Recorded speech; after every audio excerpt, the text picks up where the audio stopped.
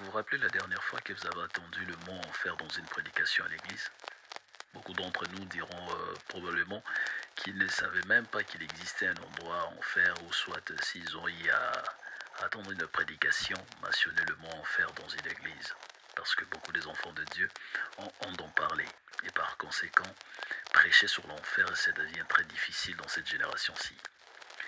Mais la Bible nous fait comprendre, Actes des Apôtres 20, à partir du verset 27, Paul dira, « Car je vous ai annoncé tout le conseil de Dieu sans rien cacher. » En d'autres termes, parler de l'enfer, ça fait aussi partie des conseils de Dieu.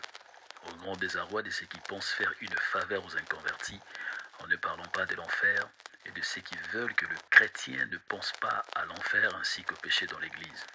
Dieu parle souvent de l'enfer dans les Écritures, et c'est pour de raisons salutaires que nous allons le voir ensemble pendant notre enseignement sur l'enfer. Et une chose, rappelez-vous que Jésus lui-même, le modèle de l'amour par excellence, incontestablement incontesté, parla plus de l'enfer que du paradis lors de son ministère terrestre. Jésus manquait-il de l'amour en parlant de l'enfer? Parce que certaines personnes disent que parler de l'enfer, c'est manquer d'amour ou soit faire peur aux gens. À ma connaissance, lorsqu'on avertit quelqu'un d'un grand danger, c'est-à-dire on aime la personne.